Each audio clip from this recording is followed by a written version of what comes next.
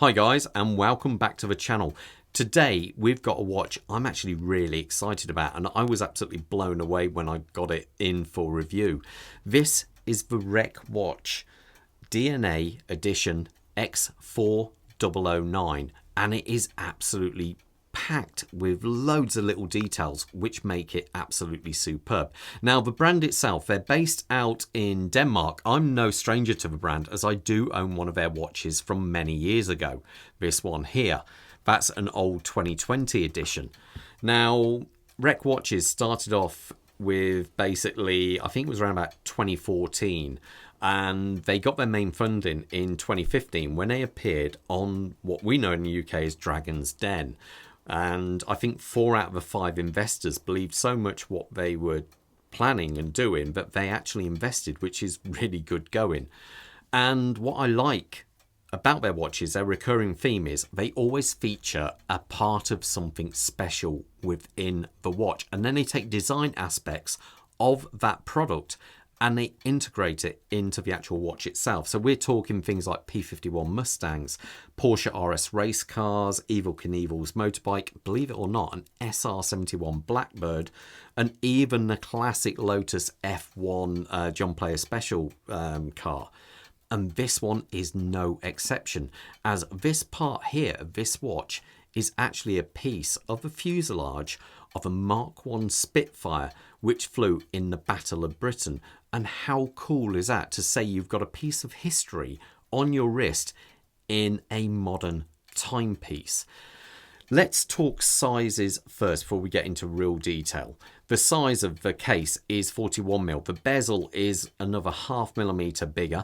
The thickness of a watch, now I've got to say an absolute, normally I'm so used to brands always saying the thickness is smaller than what it actually is. They state 13.6, I read 13mm, so hats off to them on that one.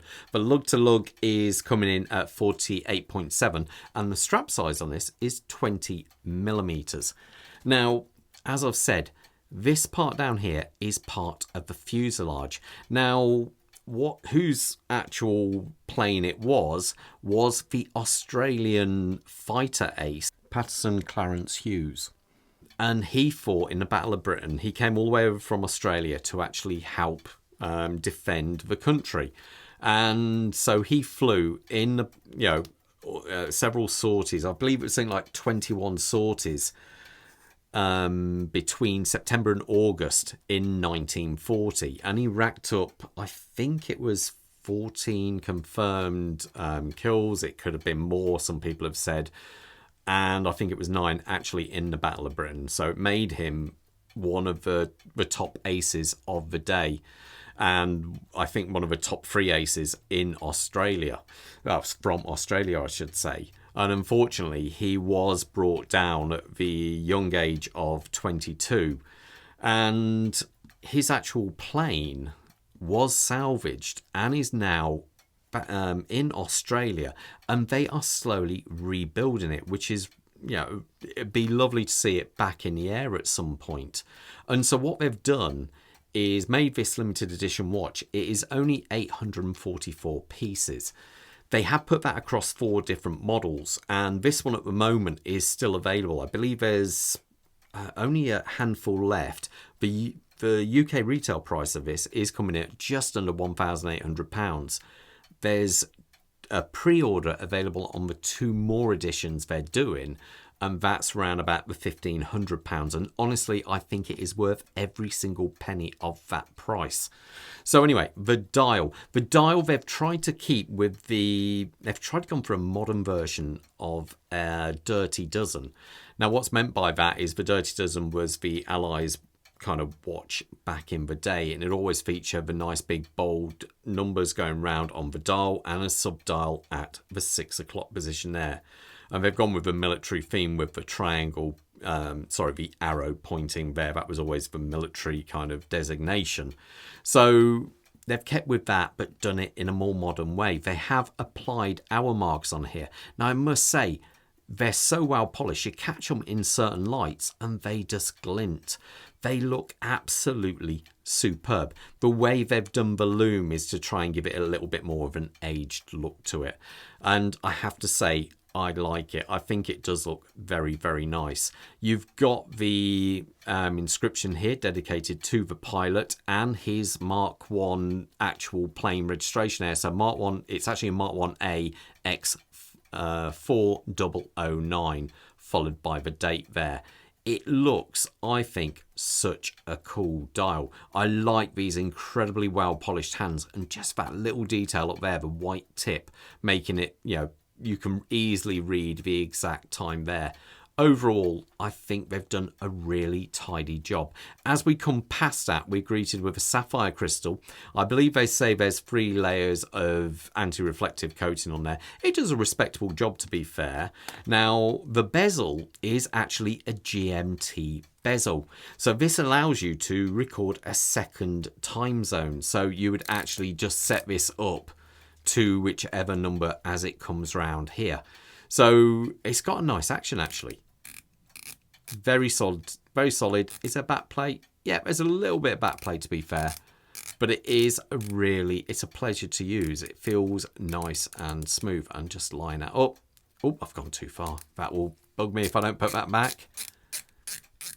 And there we go. That's it lined up there. I really like the dial. I like the there's no insert as such to the actual bezel. It is just all machined into the metal itself. Very easy to grasp, no problem at all. We have the limited edition number along the side here. So as you can see, a nice little plaque. It's all done nicely. If they have actually treated the case, it looks like a gunmetal grey kind of finish. And what's really nice, this is one of the details. Look at that polished edge they've gone with there. It's just nice. I love the way even this, it just kind of catches the light in certain ways and it looks great, just like the hands and dial. One thing I didn't mention actually is the loom. The loom is really quite good on this one.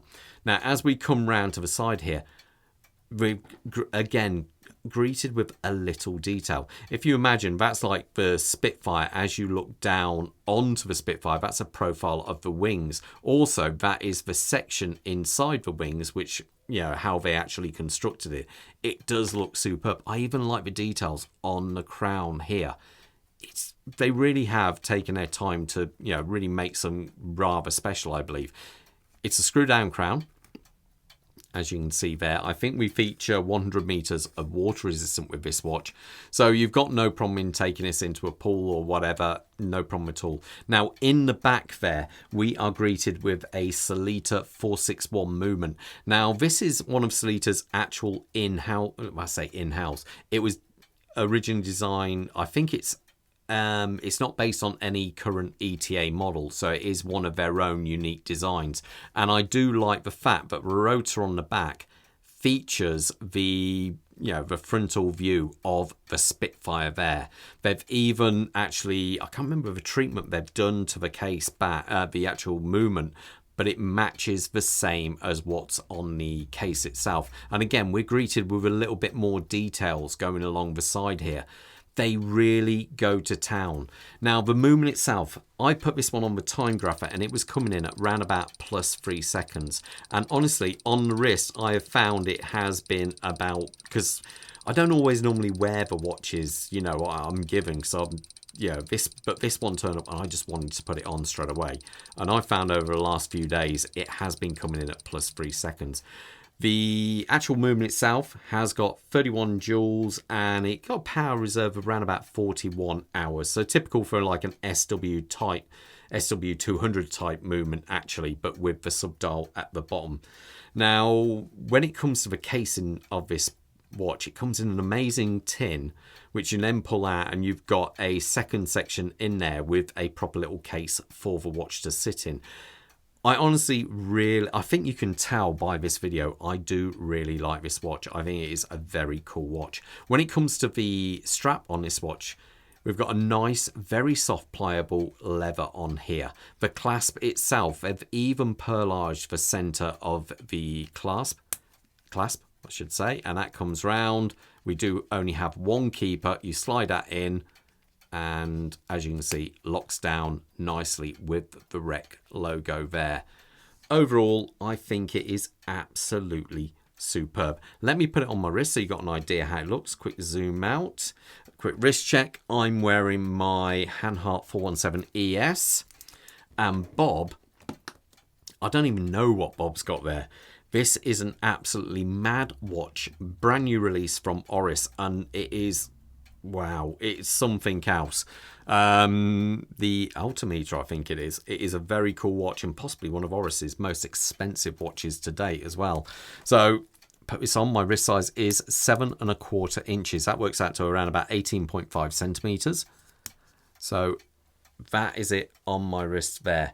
I really like this one. I really do hope they do well, because I think this is an absolutely stunning watch. Let me know what you think of this one in the comments, guys. But most importantly, you'll stay safe out there. Take care. Bye.